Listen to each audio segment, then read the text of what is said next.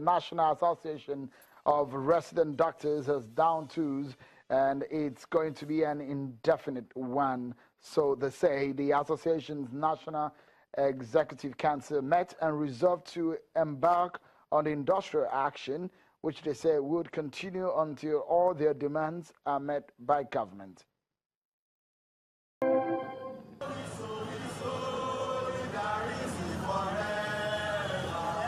It's not the first time resident doctors are threatening to down tools over government's failure to meet their demands.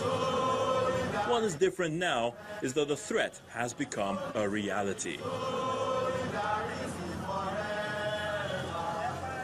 It means many federal and state government hospitals across the country will be shut, and patients left at the mercy of nurses and other health workers.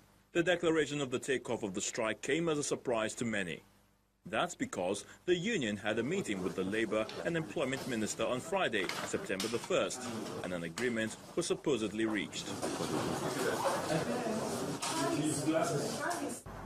NARD agreed to meet in an emergency session before Monday, September 4, 2017, which is the deadline for the commencement of their strike action, for the presentation of this memorandum of understanding to our National Executive Council with a view to averting the scheduled strike.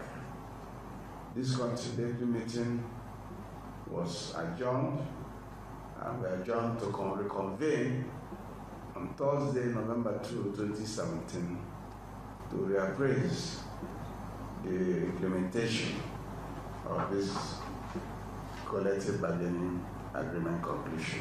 It is clear that the doctors can no longer wait till November the 2nd, and they have damned all negotiations, insisting they had waited long enough since 2013. I want to assure Nigerians, assure the Honorable Minister of Health and Honorable Minister of Labour that these hours we spent here will not be in vain.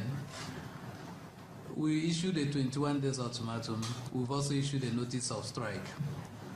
And we believe that the conclusions we've reached here are far-reaching, and that they will go a long way in assuaging our members that already aggrieved and feel that all these issues have not been sorted out.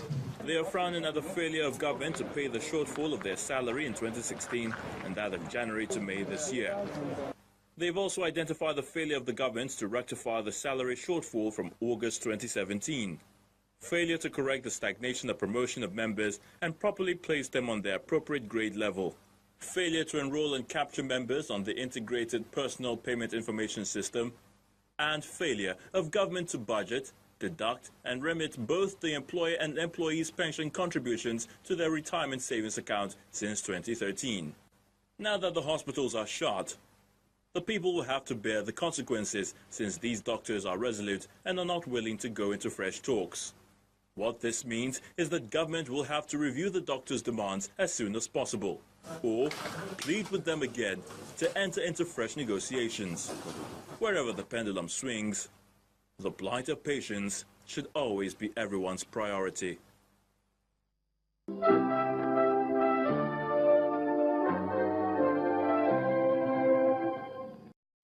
Let me quickly come to you, Mr. Adesina, especially on a developing story that we're following here.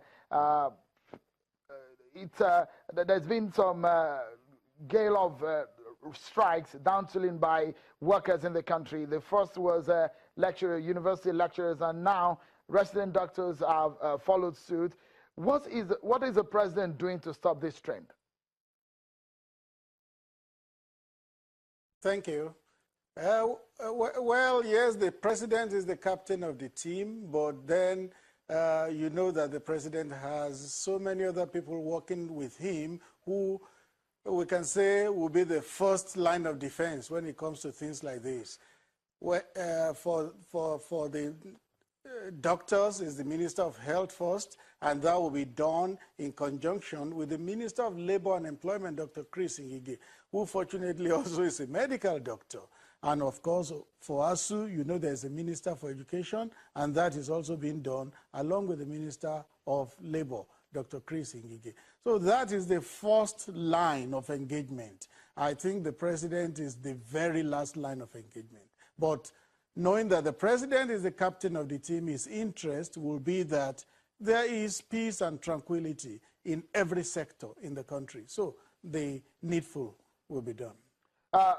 On a day like this, Mr. Adesina, being the spokesperson of the president, I will be almost certain that the president should be worried about these strike actions. First, the lecturers and now the medical doctors.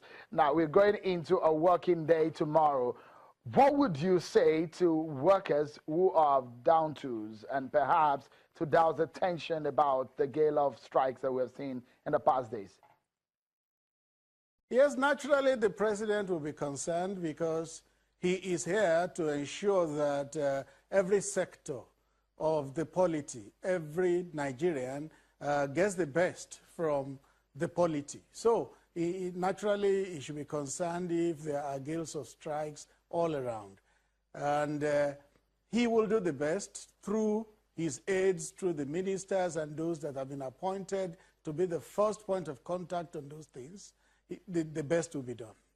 Okay, just perhaps a last one on these issues of strike and workers' grievances.